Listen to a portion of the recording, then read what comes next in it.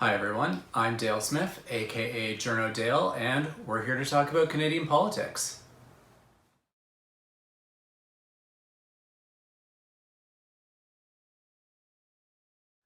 Let's talk about prorogation. We haven't seen this happen in Canada in close to 6 years, so I figure it's time for a refresher course, considering that's what happened in this last week.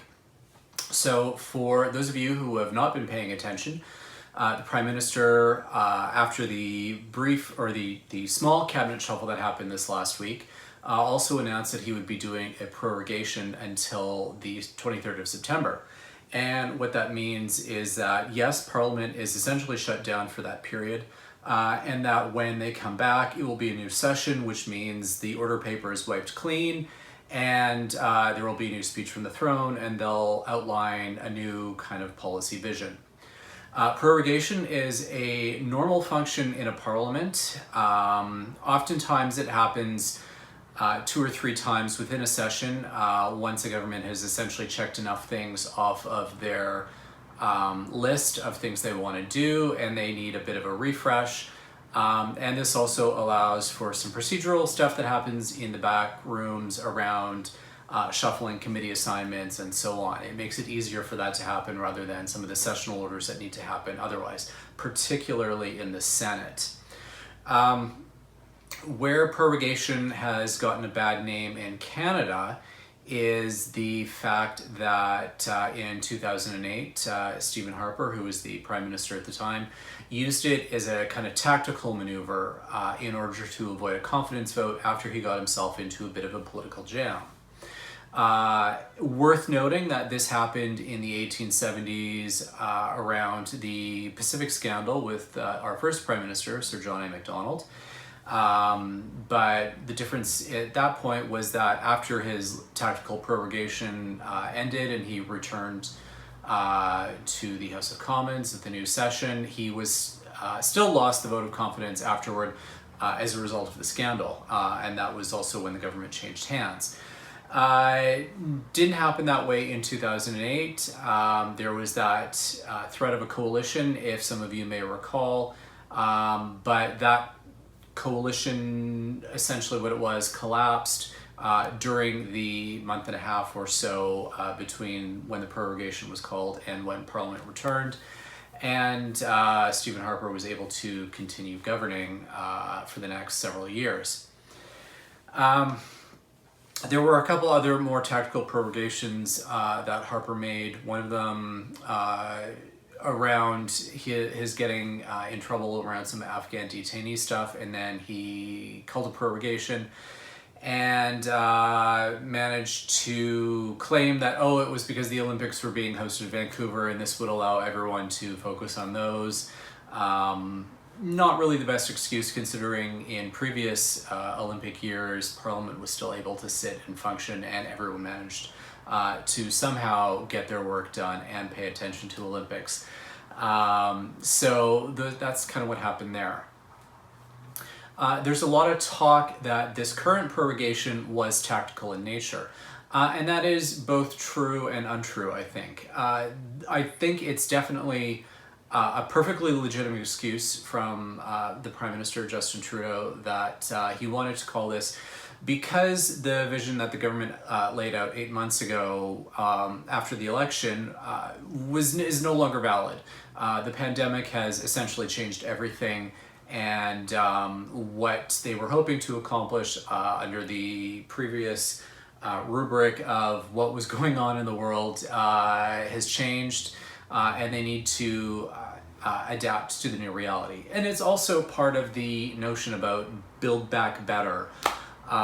So essentially that we don't want to return to the old status quo because it really wasn't working for a lot of people, but we want to ensure that when we're rebuilding, we're doing in a more inclusive way and that more people are able to benefit from economic growth and so on.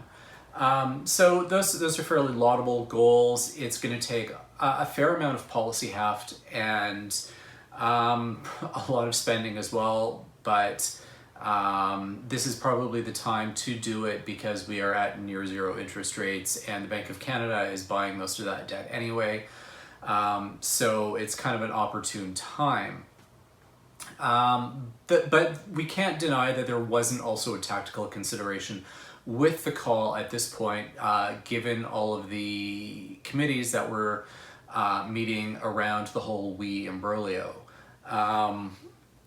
In that consideration, I think there was probably a political calculation in that this will kind of take the heat off for a few weeks.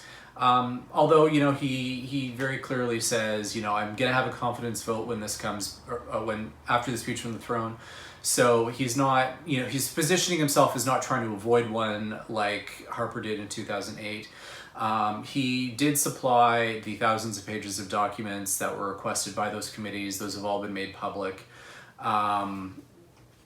Most of it has been fairly exculpatory for the government, so I don't think he has too much to worry about there. But it's kind of taken some of the momentum out from what was going on in those committees. That being said, I think it's probably in, I don't want to say well, I mean, it is in the government's interest to do this, kind of take the heat off of them for a little while.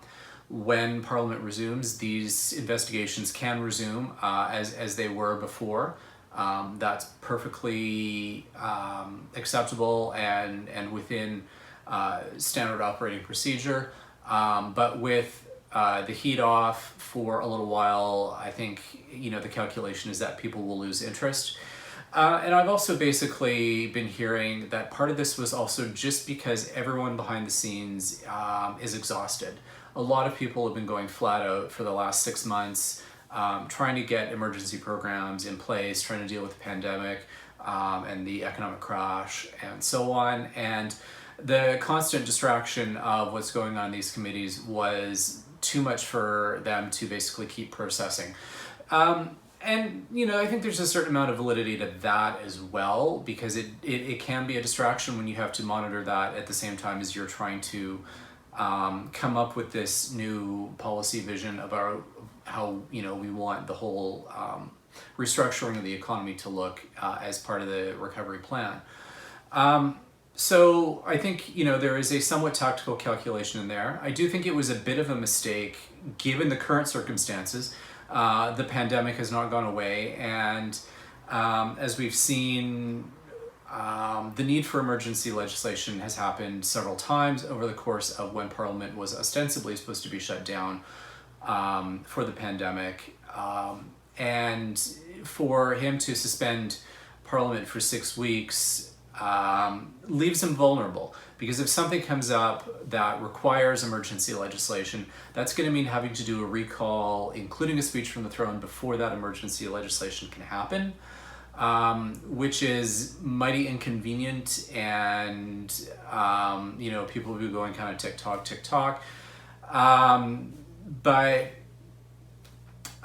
this is part of the calculation. So the other part of it is how provocative it seems. After all, he did make some promises around not proroguing for tactical purposes, as well as trying to put some other measures in place around prorogation in order to make it more, open and transparent, and all of those kind of feel-good buzzwords. None of that has happened in this case here.